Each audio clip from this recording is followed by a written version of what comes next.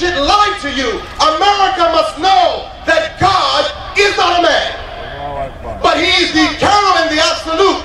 And we believe in Jesus, we believe in Moses, we believe in Muhammad, we believe in Abraham, but we are not worshipers of men. And my brothers and sisters in the Jewish community, they know that oneness of God. We differ with them on whether or not they accept Prophet Muhammad or they accept Jesus. The Jews don't believe Jesus was the Messiah. Okay, Allah will judge them. They're waiting for the Messiah. That's fine. We believe Jesus is the Messiah.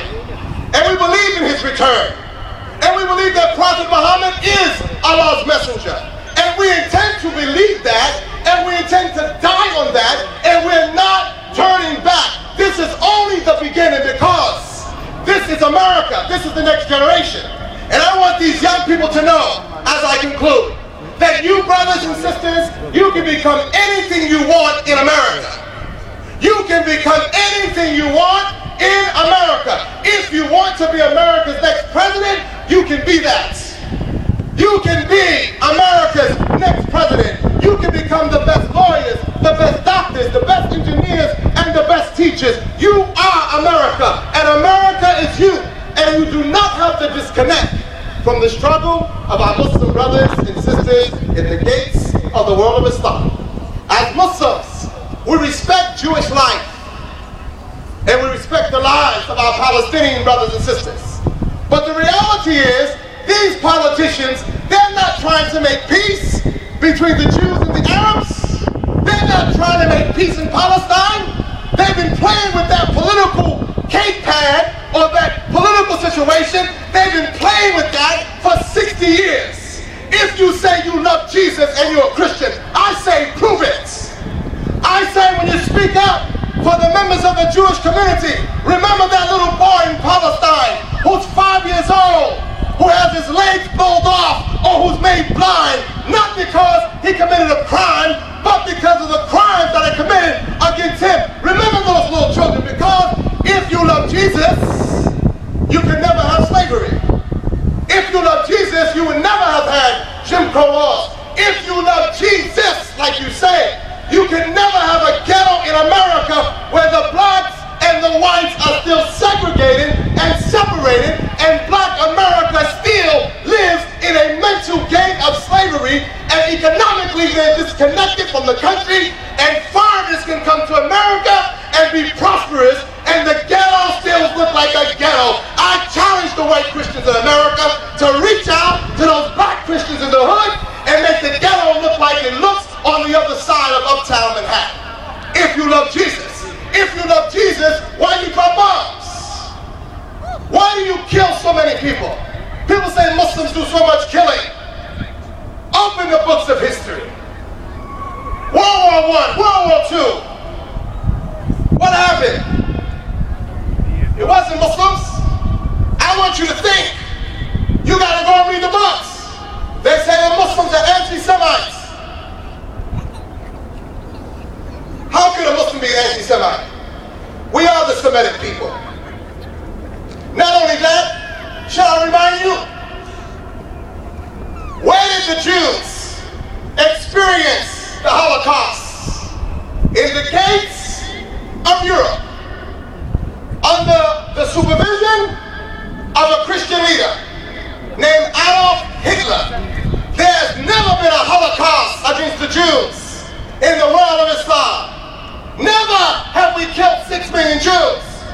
So those in the gates of religion, they're trying to manipulate the Jewish community and make sure that there's always a wedge, but there are wise men and women in the Jewish community who they're trying to reach out and to work with the Muslims because they understand the game. See, it's all about divide and conquer. So I want you to think, religion. They say separation of church and state. Well, every time you take high office, they bring out the Bible.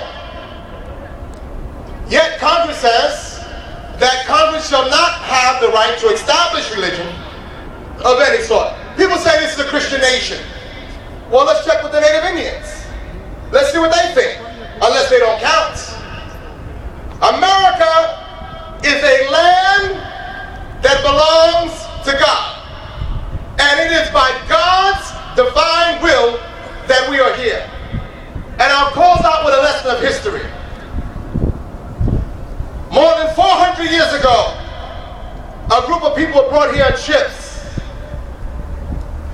chains of slavery, beat, tortured, and hung. Some of you don't like when I talk about this, because you say, oh, Brother Abdul Malik is talking racism. Shut up. Because some of you have that same problem of being racist. I didn't know racism exists until I lived in the holy city of Mecca. That's when I discovered I was a black man. But I want you to understand something. The people, if you would show them history, you can understand the present. Don't ever deny your past. But in slavery, they had Christianity, but it didn't stop them from having slaves. Do Muslims enslave people? Of course they did. Muslims fight, they kill each other. This is a reality. I was at a meeting the other day, and a Muslim sister was giving a talk on domestic violence, abuse against women. Are there Muslim men that abuse their wives? Of course. Are there Muslim women that abuse their husbands? Of course. But we don't have a monopoly on abuse. America, we have domestic violence laws because these men are beating on their women and molesting their daughters. But you'll never see the religion of a criminal other than a Muslim on their front page. Why? Because it's about us. There's some people know that your rise is inevitable. Pharaoh knew that Moses was coming, so he tried to kill every male child, but Allah put Moses right in Pharaoh's house and had a group of women protect Moses as he was a baby. Are you listening, sister? Moses was destined to be assassinated. His mother cast him upon the waters. His sister found him. He would not nurture from the milk of another woman. And the woman said, I will guide you in disguise as his sister. I will guide you to a woman that he will feed from. And here goes Moses back in the bosom of his mother. Then he is captured at the gates of Pharaoh and raised in Pharaoh's house. But with no weapons required, he led Pharaoh to his death. Because God has a plan that no man can figure out. You Muslim women, you're one of the most powerful women in the world. But they don't teach you about your power. They ask dumb questions. Are Muslim women oppressed because of the way they cover?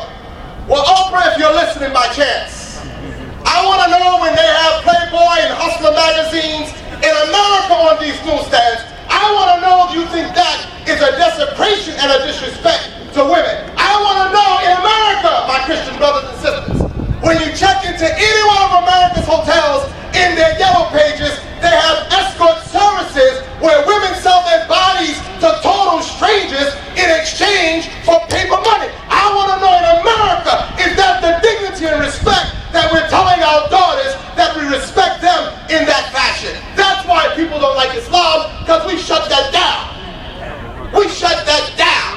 They don't want Islam because much of the economics of wicked institutions is based upon corruption. And most people are afraid to speak. But one of the most liberated women in the world is a Muslim woman who knows her Lord, who's not a worshiper of man, who is not weak-hearted and faint because of what a brother does. You got to connect, sister, to your maker. See, on the day of judgment, you're not getting no credit for being a man. You're not getting no credit for being a woman. You're going to get credit from Allah for being a righteous human being. And we cannot let them divide us, men against women and women against men, because we are one people, believing in one purpose. So as I conclude, listen to the verse from the Quran. Allah says, Bismillah ar-Rahman ar-Rahim. Ya ayyuhan nas, inna khalaqnakum min dhakarin wa untha, وَجَعَلْنَاكُمْ شُعُوبًا وَقَبَائِلَ لِتَعَارَفُوا إِنَّ أَكْرَمَكُمْ عِنْدَ اللَّهِ أَتْقَاكُمْ. This is for the governor and for the president and the heads of states who make laws. Allah says, oh people, this is what you call Sharia. Sharia, this is the Sharia you're talking about. Sharia, here's the law of Islam. Allah says, oh people, we have created you, male and female, from one single soul. We have made you